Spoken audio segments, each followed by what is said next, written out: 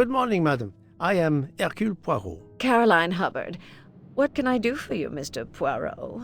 I am the bearer of unfortunate news. It's obvious with all the commotion that something has happened. Madame Hubbard, I am afraid your neighbor, Monsieur Ratchet, was murdered last night.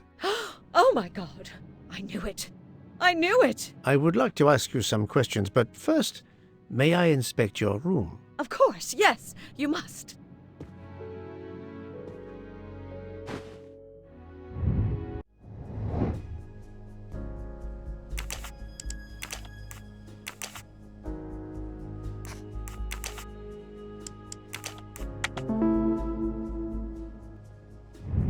That's the right answer.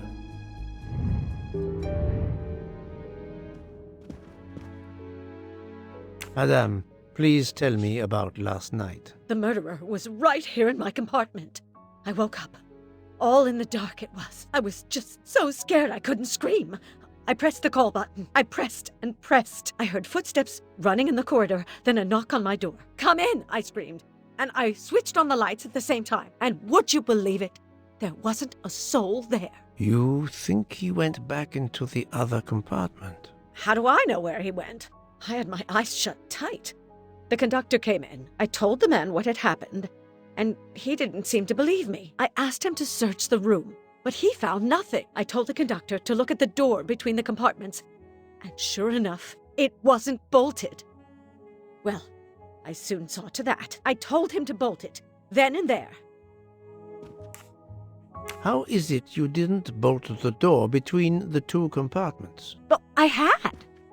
Well, as a matter of fact, I asked that Swedish lady, Olsen, Greta, if it was bolted, and she said it was. How was it you could not see for yourself? I was already in bed, and my toiletry bag was hanging on the hook of the door. I couldn't see the latch from where I was. What time was it when you asked her to do this for you? Oh, it must have been around 10:30 or 10:45 p.m. She'd come along to see if I had an aspirin. But instead of opening my door, she opened Mr. Ratchet's door by mistake. He said something quite rude, like, "Not a chance, lady, you're too old." It shocked her. She came in. I told her where to find the aspirin, and she got it out of my toiletry bag. Poor girl, she didn't have a good night. The same could be said for Monsieur Ratchet. It appears Mademoiselle Olsen may be the last person to see Ratchet alive.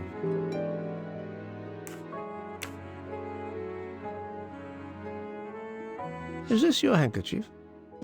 No, not at all. Yet it is embroidered with an initial H, like your name. I don't care. It's not mine, and I would certainly never buy something so impractical as that frilly thing. Are you a smoker? No, definitely not. Filthy habit. I have not finished inspecting your room. If you don't mind. Another delightful trophy for my collection. Here is a jacket button. It bears the logo of the Orient Express.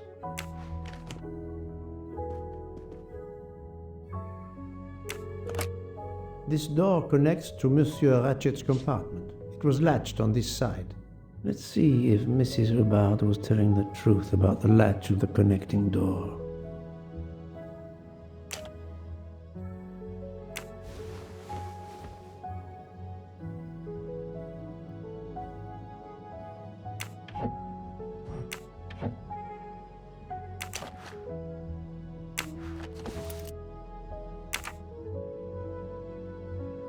This hook is probably where Mrs. Hubbard hung her toiletry bag. I can see the latch very well from here, even with the toiletry bag attached. I'll have to clear that up with Mrs. Hubbard.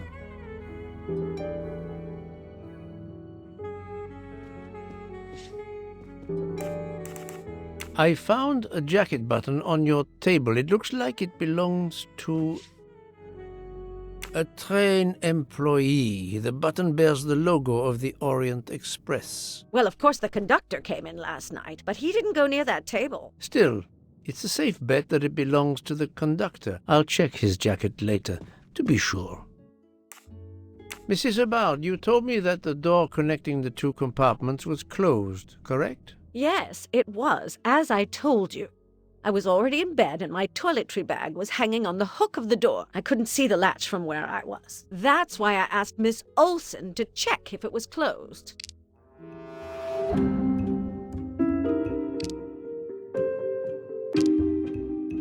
Are you sure everything you've told me is accurate, Madame Hubbard? Of course.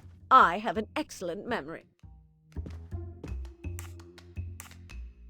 Mrs. Hubbard, I tested putting your toiletry bag on the door hook as you told me. From your bed, you can easily see the latch on the door. The toiletry bag does not hide the latch at all. Are you saying I'm lying? It may have been stuck somehow in a different position, or I may not have seen it in the darkness. Or I didn't think to look, you irritating man. Details matter, madame. A man has been most savagely murdered. You will excuse me if I attempt to separate the truth from the false. Forget my toiletry bag and focus on who entered my compartment. Probably after killing Mr. Ratchet. Madame Hubbard is a force to be reckoned with, but I suspect I'm not done with her. Thank you for your assistance, madame.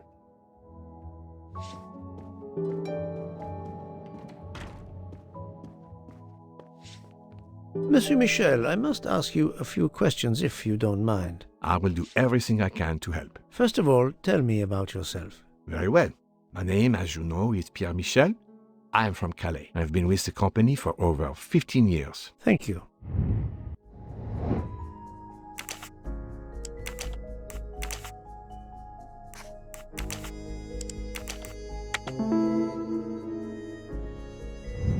Et voilà.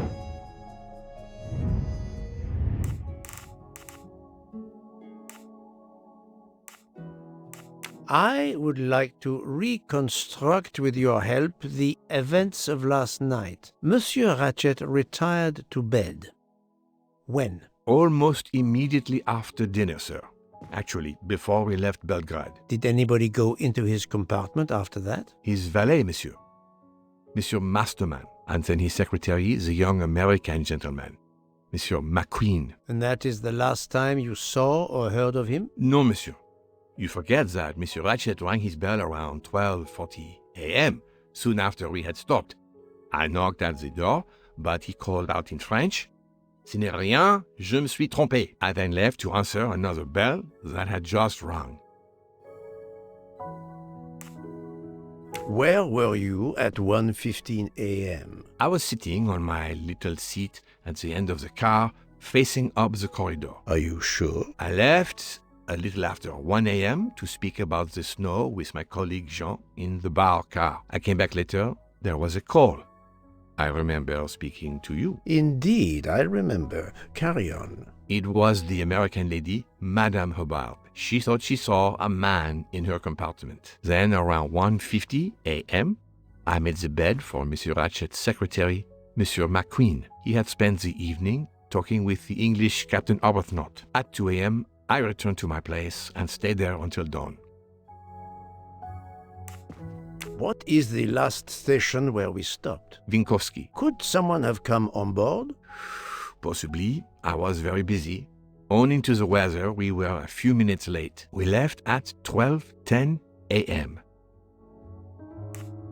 I found a button from an Orient Express staff jacket. Did you lose one by any chance? No, monsieur. As you can see, I have all my buttons. It is not mine. Are you a smoker? Indeed. Do you smoke e-cigarettes? No. Tobacco only. Can you provide me with a listing of the passengers and their rooms, please? Yes, certainly.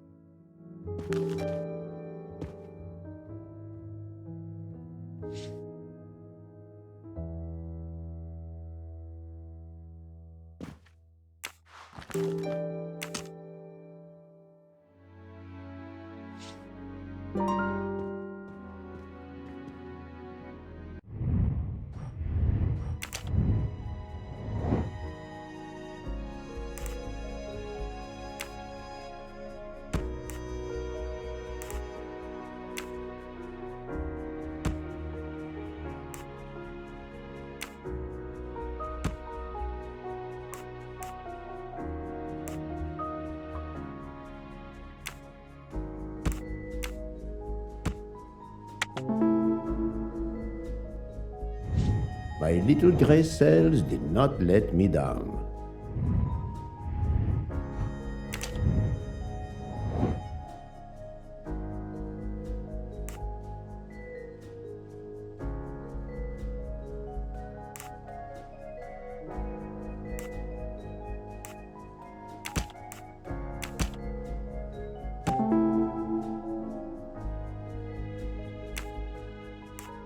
While Monsieur Michel was chatting with Monsieur Fauchet in the bar car between 1 a.m. and 2 a.m., the murderer could have escaped Ratchet's room without being seen. I'm right again. That happens to me a lot.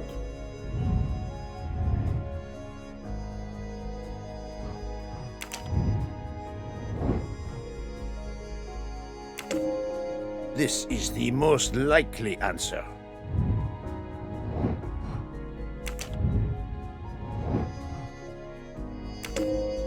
According to the information I have, this is a solid choice.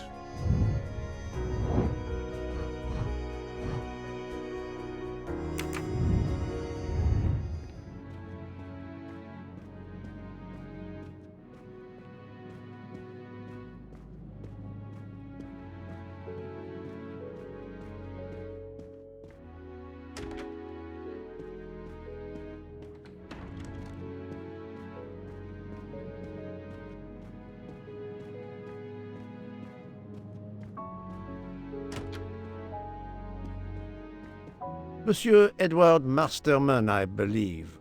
May I ask you some questions? I can barely talk.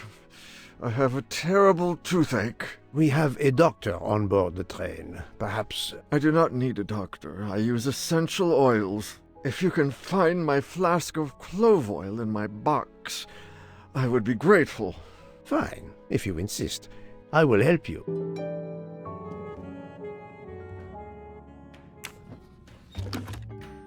By the smell, I think that the jojoba oil spilled on the other bottles, leaving their labels illegible.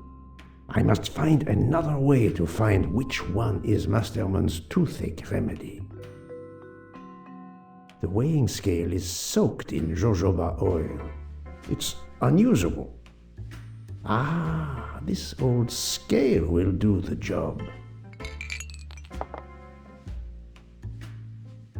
To start, I must first arrange the vials from the lightest to the heaviest.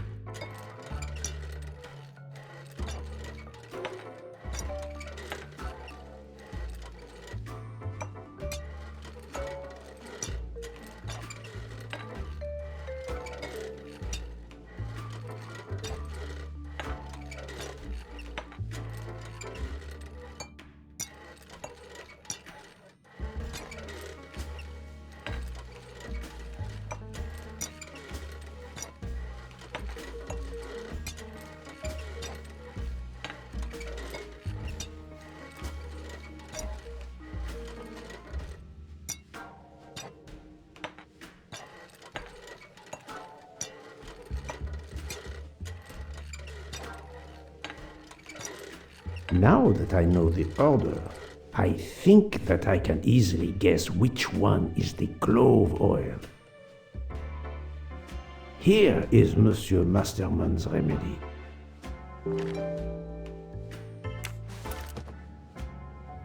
Here is your remedy. I hope it will help.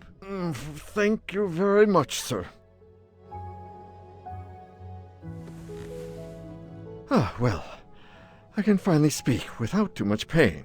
I'm ready to answer your questions. You are Monsieur Ratchet's valet? Yes, sir, that is correct. Were you told that your employer was murdered? Yes, sir. A very shocking occurrence.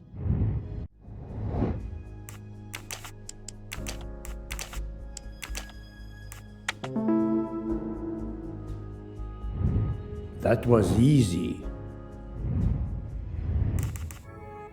At what hour did you last see Monsieur Ratchet? It must have been around 9 p.m., sir.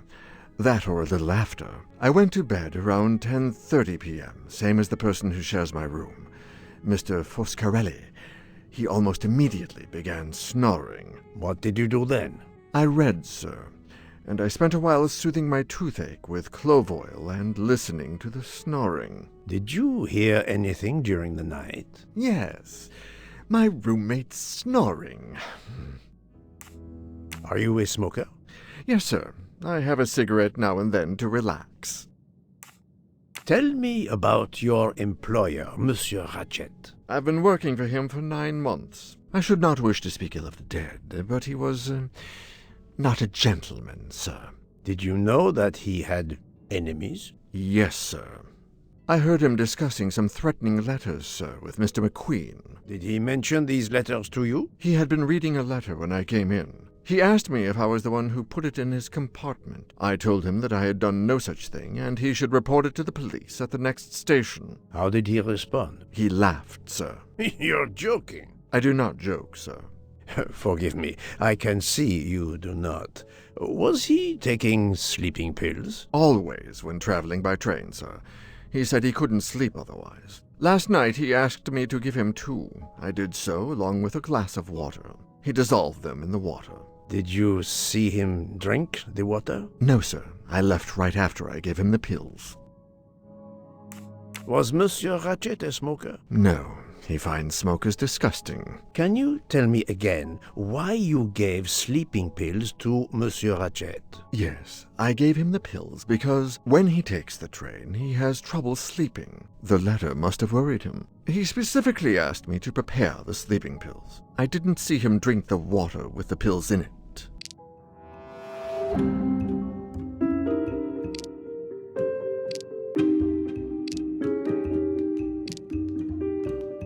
Monsieur, I believe you are not telling me the truth. What? How can you say that? He received threatening letters, one, it seems, last night. Did you know he had a gun under his pillow? And even asked for my help to watch over him? I find it strange that he asked you for sleeping pills when he was afraid for his life and prepared to defend himself. I'm sure I don't know. Maybe to calm his nerves, maybe out of habit. It makes no sense. Wait, please. Isn't it possible that Mr. Ratchet asked me to prepare the pills, but didn't plan to drink them for some reason? It is possible. But I am a student of character, monsieur, and the Monsieur Ratchet you describe is not the man I met. If you'll excuse me, my toothache is getting worse again. I'm afraid this time you must prepare your own clove oil.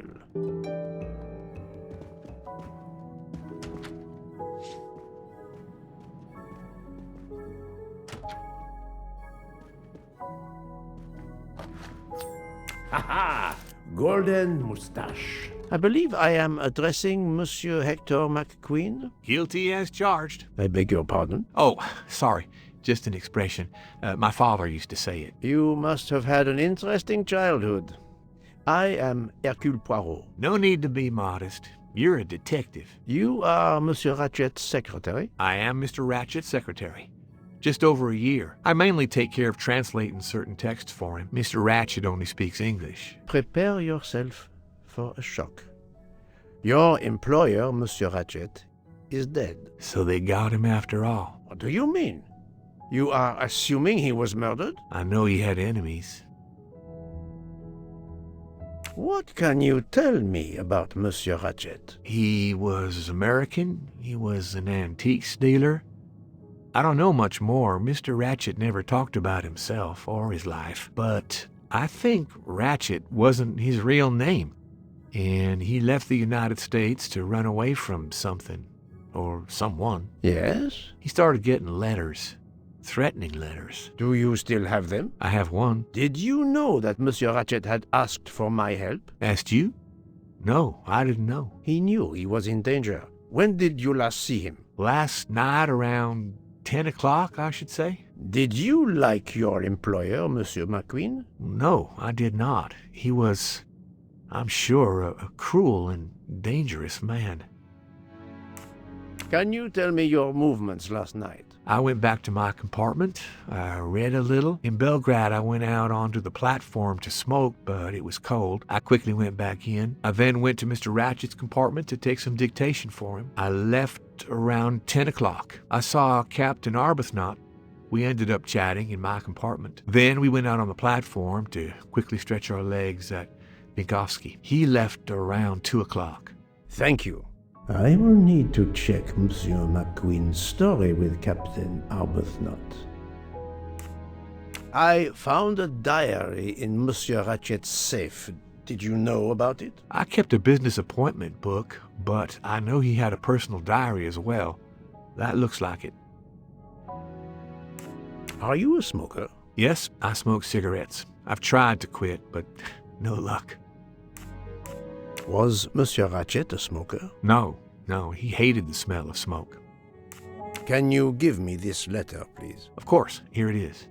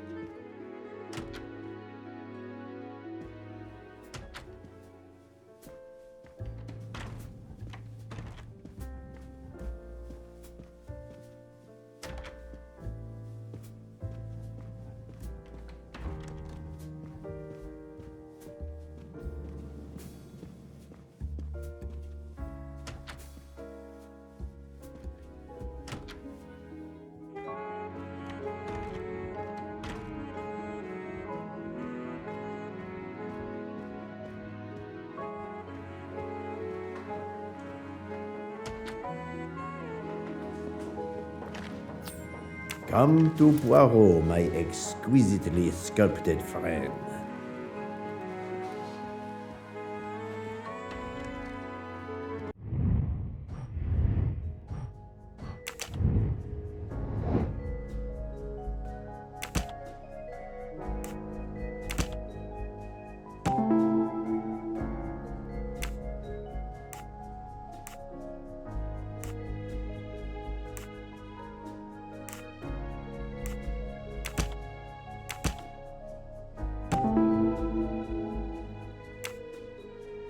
The murderer may have impersonated Ratchet by calling Monsieur Michel to make it seem that Ratchet was still alive at 12:37 a.m.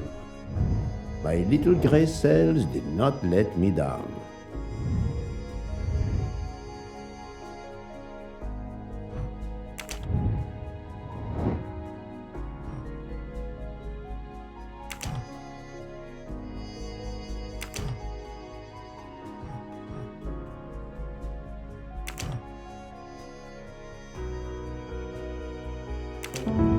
I'm right again. That happens to me a lot.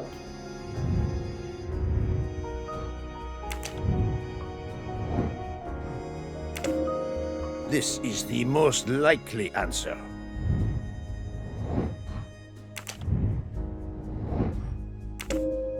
According to the information I have, this is a solid choice.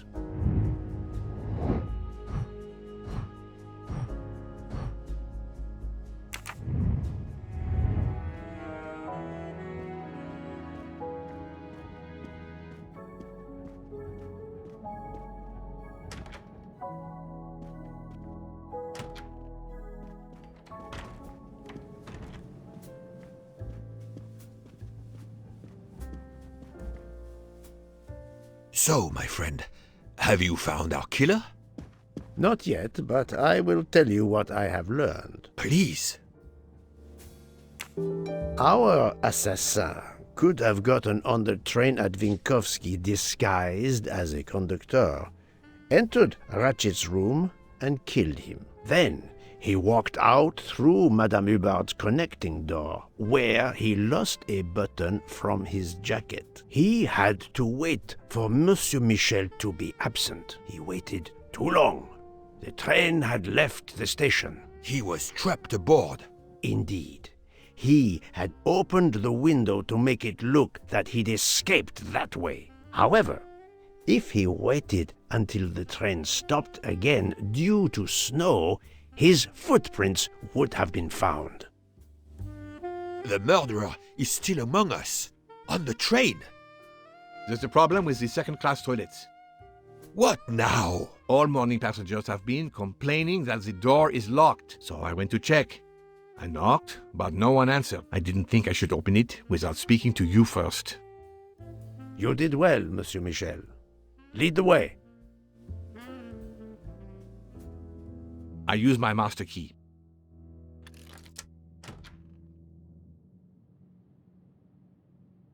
But who is she? Is she alive? She is breathing. Then if she isn't dead, isn't she our murderer? That, my friend, is what we must find out. Miss, can you hear me?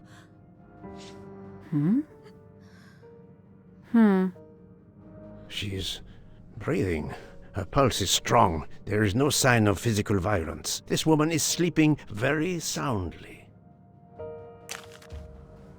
The ticket reads Joanna Locke, traveling in compartment 105. This woman is sound asleep. Given her location, I would say she has been drugged and deposited here. Well, at least it's not another murder on my train. The train is, of course, full. Monsieur, the list I gave you indicates that Hildegard Schmidt shares her compartment. I will want to talk to her later. For now, we will concentrate on this mysterious young lady. Let's return her to her more comfortable bed. Good idea. Pierre, locate this woman's room and fetch the doctor. Yes, sir. I will question her when she wakes up. Please, let me know what you learn. Mademoiselle Locke's compartment is 105. I suggest we return her to her more comfortable bed. Yes, hopefully she will awaken soon.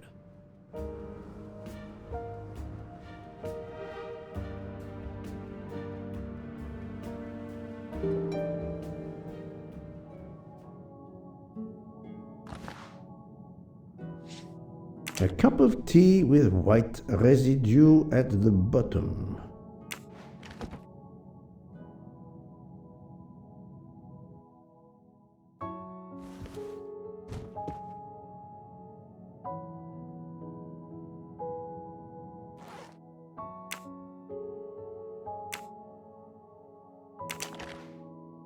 A briefcase and a wagon-lit conductor's jacket. And the button is missing.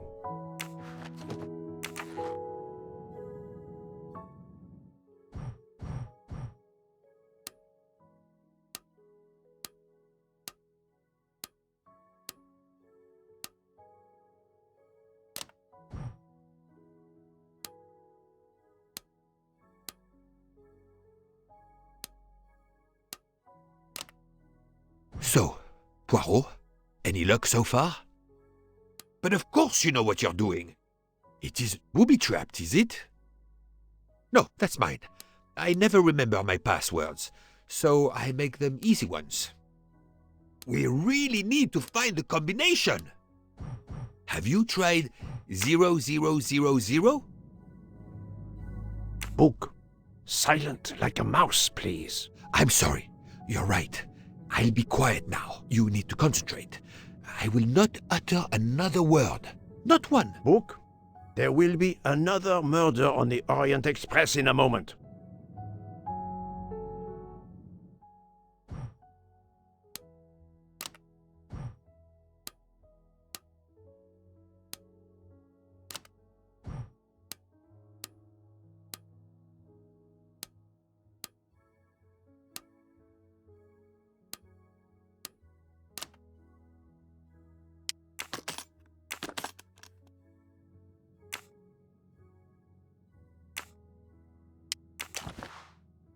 This badge says that Joanna Locke is an American detective with the Berkshire Police Department in Massachusetts. An American police officer?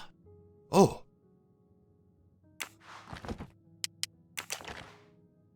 Her driver's license confirms her identity. She is American. these are fake IDs. It's certain. She has a gun. Come, Poirot. Criminals are often known to carry one. Ratchet was stabbed, not shot. But then why take it on the train? Mademoiselle Locke seems very interested in our victim. Of course. She has studied her target. Possibly.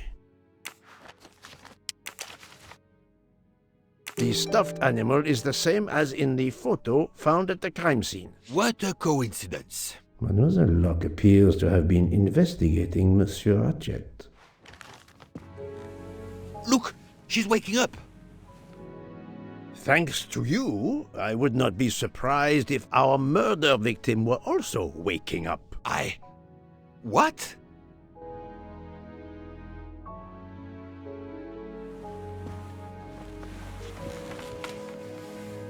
Oh, my head. What's all the yelling about?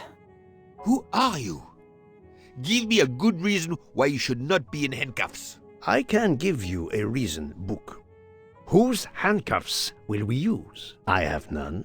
Do you? Well, You are Joanna Locke, mademoiselle? Yes, Joanna Locke. I'm a detective. Berkshire, Massachusetts Police. I have found your credentials, mademoiselle. And I know who you are, Mr. Poirot. Then, if the introductions are complete, perhaps the explanations may begin. I'll try. It's simple, really. I'm on the trail of a murderer.